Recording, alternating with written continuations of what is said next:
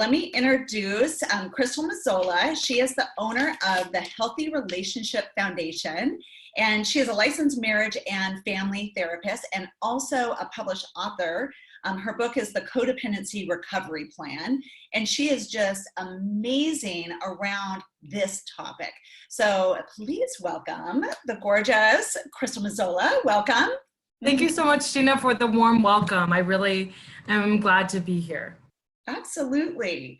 So I'm in the scenario of I'm at home with my daughter and my husband, he's in law enforcement, so he is still working every day. So I'm not in that scenario where we're both stuck at home, which I think a lot of couples are, and they've never been like that in their life. So I'm in, we're still dealing with obviously the stress and all the different things and a child being home and homeschooling and all of that. Mm-hmm. But, how are you and your relationship dealing? Because I know for us, there's ups and there's downs. And just a few minutes ago, he was playing some 80s music. He loves to get silly around 80s music. I think it's his coping mechanism. But, there's just some ups and downs of us handling this. How are you guys handling it? So overall, I feel like we're handling things really well. It did help that my boyfriend was already working from home before this all started. He already had that kind of job. So the only change is that I'm at home now as well. And so I already really believe in the importance of acting as a team with your partner. I really believe in practicing what I preach. And so we've been able to pull in those skills and really focus on coming together when it comes to all the extra work around the house right now at this time. Yes. We're really not ordering out. We're really preparing all of our food at home. And so overall it's been well, but some of the adjustments is I've tried to maintain our weekly date night, which is Thursday, but it's, just last night we were talking about it. It's just not the same. And we're definitely watching way more TV than we ever did. I'm someone who tries to limit my screen time, and I'm just trying to accept that this is a new time, that there's more stress, and that watching some TV at the end of the night when we've been around each other all day is an okay way to just kind of relax and unwind. Yes, yes. And cooking, cooking is somewhat of a new thing in our family now that my daughter's a little older to learn how to cook, and she can chop things and she can participate. So I think that, we have to get better and better. Neither one of us are good.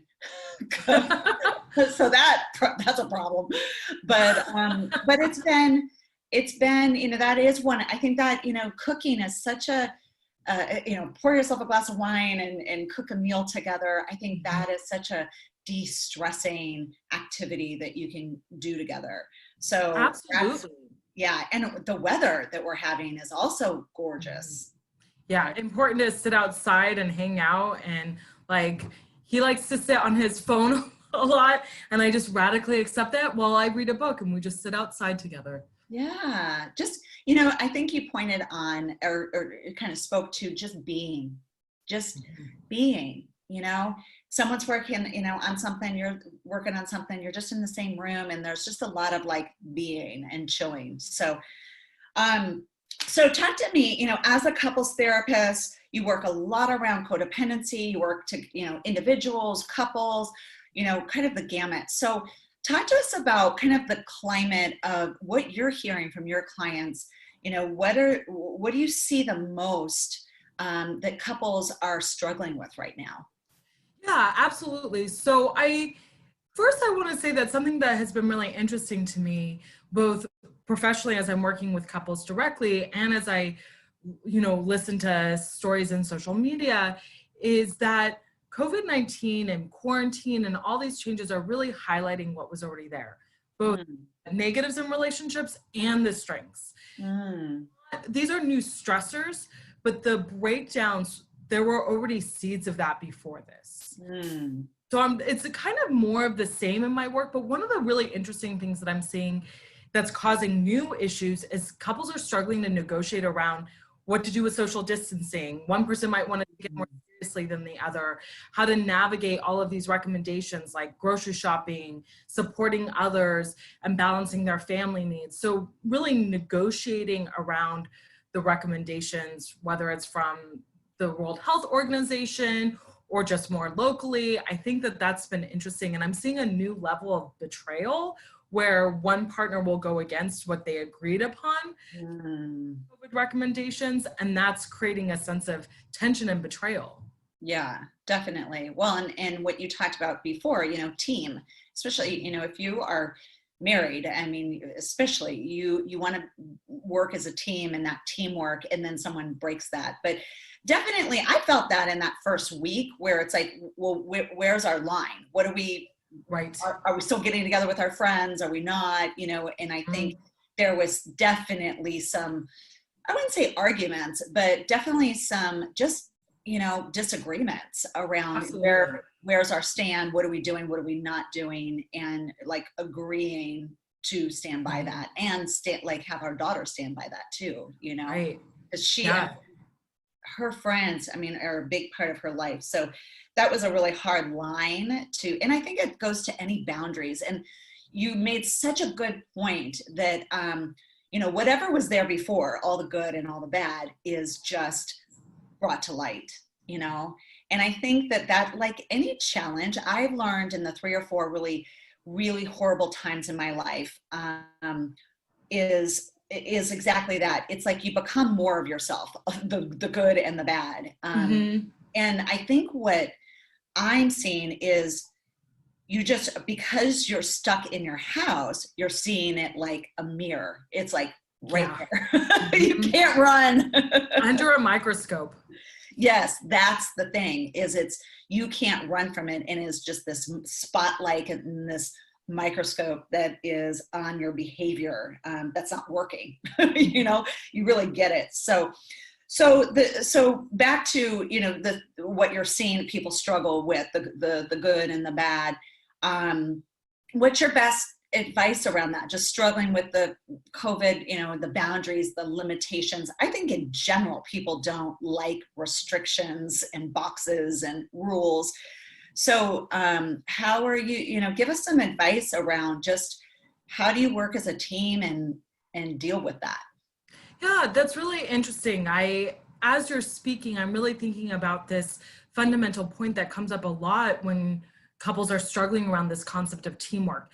That's honestly one of the fundamental issues that brings people to couples therapy is on the same page. They're not acting as a team. It's me versus you, and we got to get you on the same page.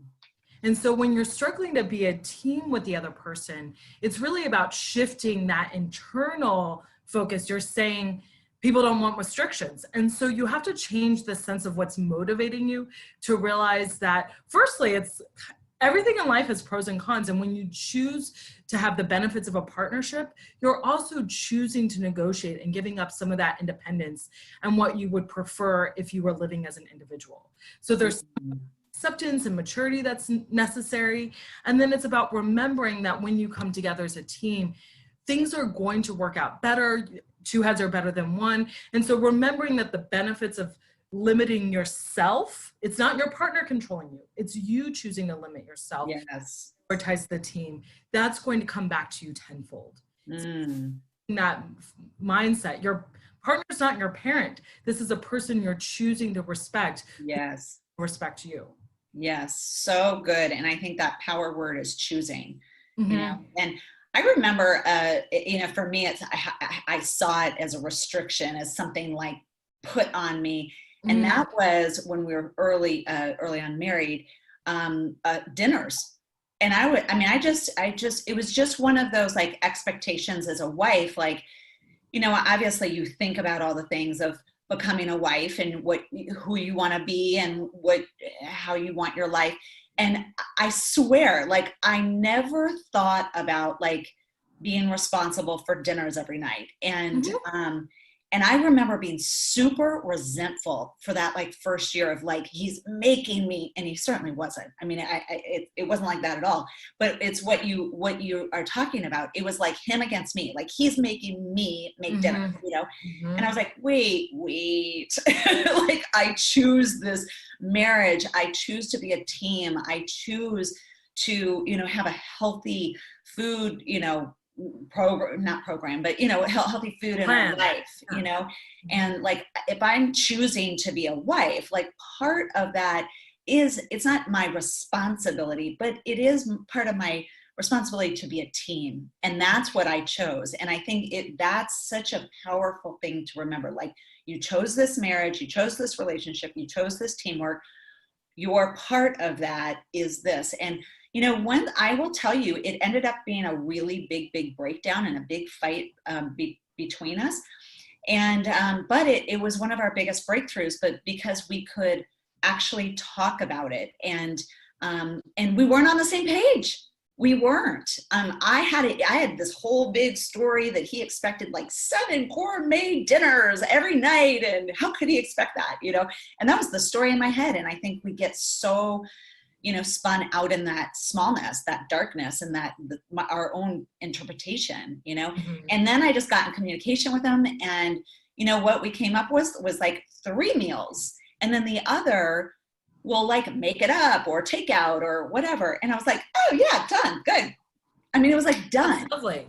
I suffered for a year or so, and then got in communication, and we figured it out, Right. It's really, no matter what's going on, people need to identify their need and talk about it and then negotiate it. If you're on a team, you negotiate it. So yeah. Sorry that you had to suffer for so long, but I'm glad it's a good resolution. Yeah. Absolutely. And, in the first year or 2 of marriage, you are negotiating that. You're negotiating those expectations. It's funny you say that, because I was just thinking about all the couples that are getting married right now and becoming, they're becoming husband and wife in this time. And it's already hard enough to step into a relationship and start a new life and create expectations and create boundaries and merge bank accounts. I mean, just everything that you do in getting married. And then you have this time that's just wonky, and it's kind of this weird thing like in between your marriage. So I just love that you're like, remember you're on the same page. Cause I think that's, I think of that as a smallness, like where your smallness starts creeping in, and it almost is going into like survival for you. Right? Exactly. And it's like, oh, preserve you and survive you. And it's like, wait a minute, this is my partner. I need to get, I need to have a conversation with them. And I think you just forget sometimes that you are on the same so team. Normal. Yeah. It's right? So normal to forget that not just one of you gets to win, you can both win. Yeah, absolutely. So in this time of being locked, you usually see all your patients live in your office. So how does that work for you now? Well, I was able to transition over a month ago now to telehealth. It's all HIPAA compliant. Everything's private. It's through a separate virtual system. And so now I can meet with couples virtually, and it's been overall a really smooth transition. And the cool thing now that I have telehealth is I can actually work with clients throughout Arizona, just not those in the Valley, because I am licensed in Arizona. Oh my gosh, how cool is that? So it just opened you. That's the little blessings that I love hearing throughout this time is the little blessings, right? And that's so cool. You went from serving people really in Phoenix, Scottsdale to statewide because of telehealth. That's really cool. I love that. So talk to me. You wrote your book on codependency. You do a lot of codependency work. So share with us exactly what that means and how does that show up in relationships? Yeah, it's really interesting. Codependency is one of those terms where people don't really know what it means. Yeah. But a lot of people are kind of like, I think I might be codependent, but it's just really vague, the definition. And so really simply, I like to describe codependency as when you have an external focus on the world, trying to figure out who you are, who you should be, what you should value, what you should need based on what others think, whether that's other people in your life directly or society. Whereas when you're interdependent, that's the opposite of codependent. You really are centered and grounded in who you are authentically. You know what you need and value. You know what you prefer. You know who you are. And then you negotiate with others from that place of knowing. So good. So when you're codependent with, say your marriage is very codependent, like what are some signs, or what does that actually look like? How does that show up? One of the common ways that it shows up is that, first of all, codependents are extreme people pleasers. So they're the type of people who might not ever speak up for themselves. If their partner acts in an extreme way, maybe they blow up and there's some name calling, they're going to brush it under the table. Oh no, that's okay. And they're going to feel really resentful. One of the key signs that you might be codependent is if you often feel resentful and victimized in your relationships, you likely are codependent. So, because it comes from this place of never honoring what you really need. So then you feel resentment and victimized. It's actually something you're doing it to yourself by not sharing your need and what your limits are. Right. So is one way it shows up, and also an extreme need to control others. So in my codependency, I would have really been focused on, for example, I shared how my boyfriend and I will sit outside and he's on his phone and I'm reading a book. I like the paper.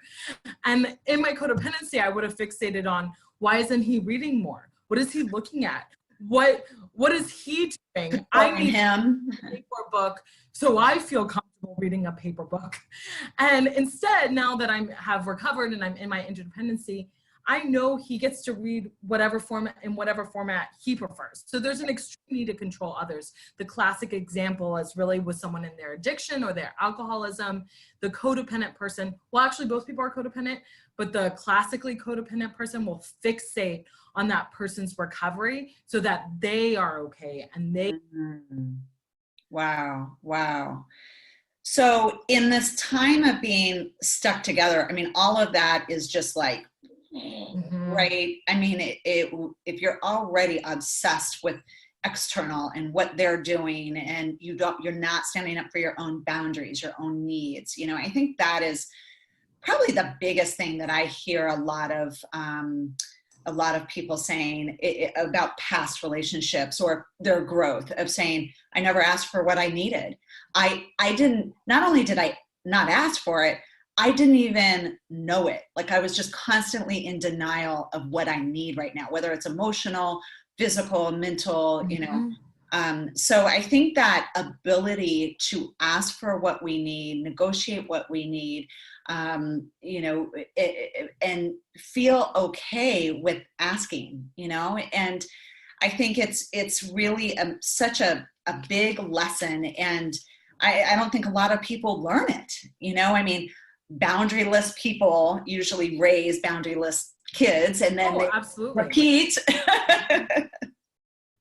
A lot of us didn't get the wonderful example of being modeled boundaries. Yes. So we have to learn it as adults. Yeah, absolutely.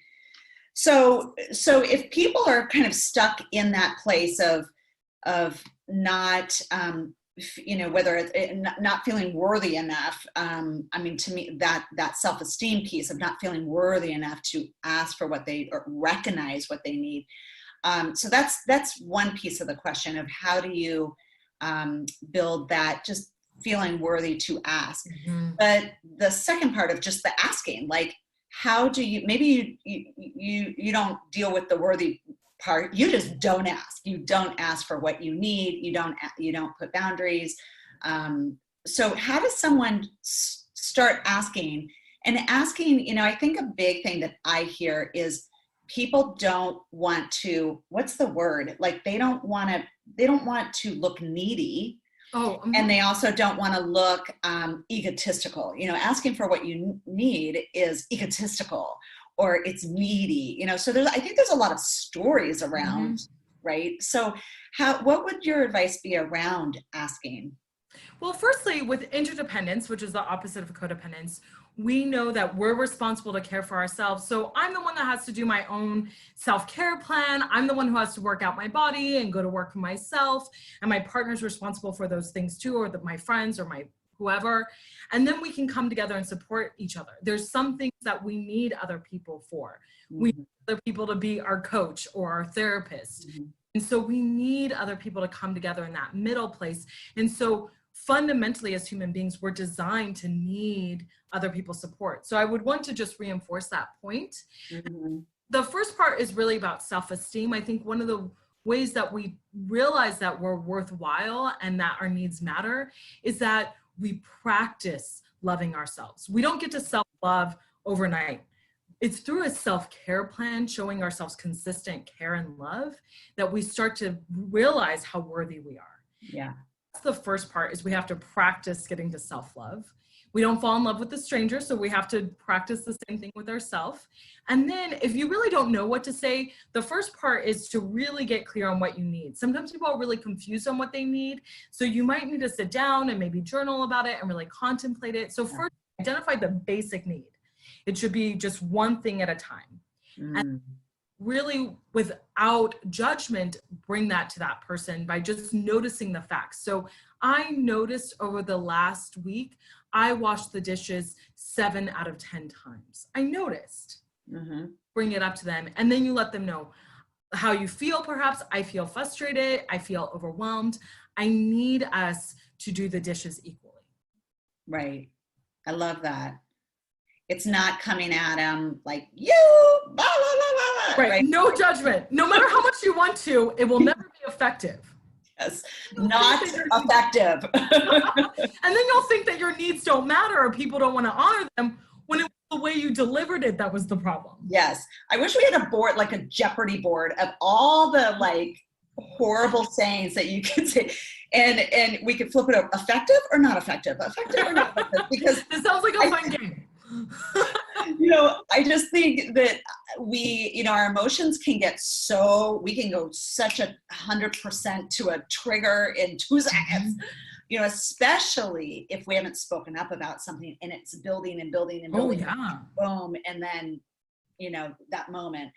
So I feel like that's a growth point that I have had. We're celebrating our 15 year anniversary this year. Congratulations. And man, if I rewound to year 1 of marriage, that communication piece, oh my gosh. And we were 2 pretty healthy, very independent people, married later in life, and it's not like, oh, we didn't know who we weren't in the world, we were 19. No.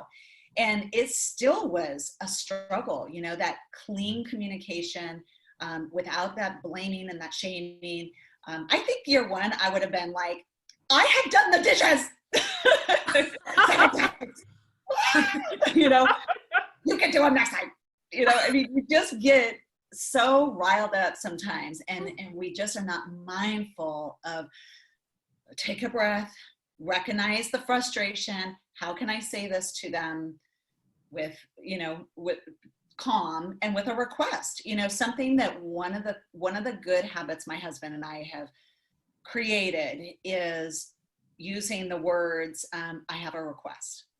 And it's a little, and we both know it, it's in lieu of like, you're making me mad. And instead of saying that, it's like, I have a request. Will you please do the dishes tomorrow night? Or I have a request. Can you go to the store next time instead of me? So it's just a easy, clean, and I think that's the dance of a relationship, right? Of finding words where you can speak your truth, but it's not about punishing, and it's not about shaming and judging and all that stuff that can get in the way, right?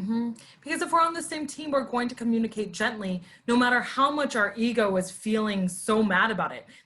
We can take care of that part of us somewhere else, not bring it onto our partner and attack them. Right. So good. And that ego can so get in the way and want to be right. I think that's a huge piece in relationships. And I'm sure you see it a lot, where all the time they're arguing over something. I mean, it's like, again, I think that's where what I said earlier about like, where there's something in us that like wants to be right, and it doesn't even matter if the other person is suffering or being punished, you want to be right no matter what. And there's that piece of that. It's that ego piece that so can ruin marriages, right?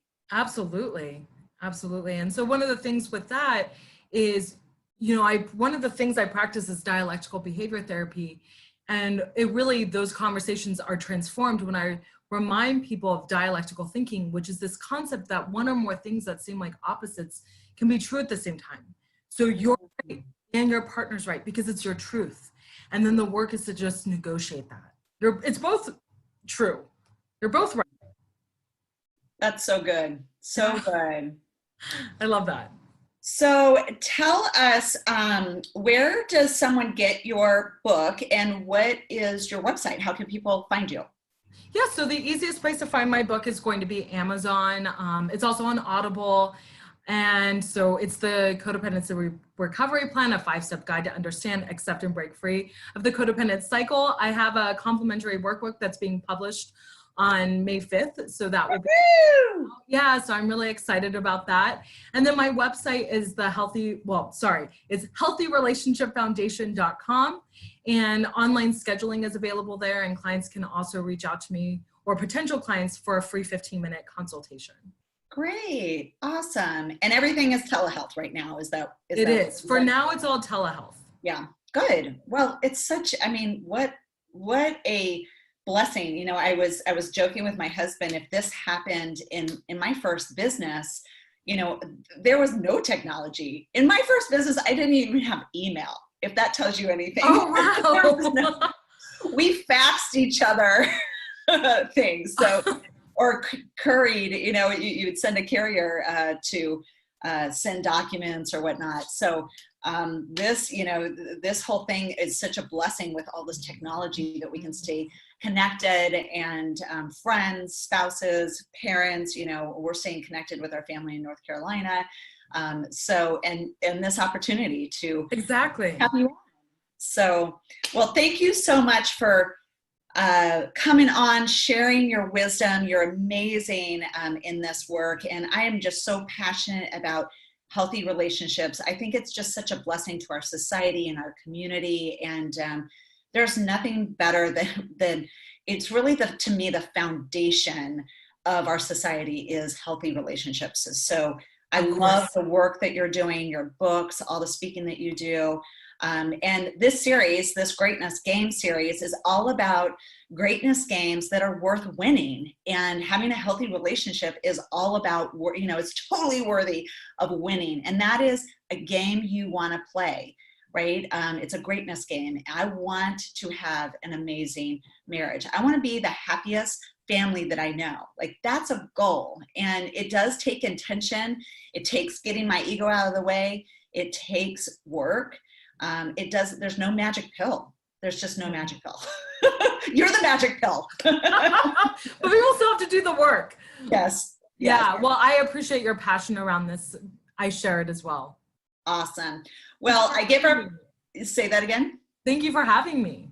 Absolutely. Absolutely. So I give a challenge to everyone every episode. And tonight's challenge is to do one thing that is loving for your partner. So whether that's something in their love language, we've talked about the 5 love languages, or just something you know that they would just love and, you know, would melt for them.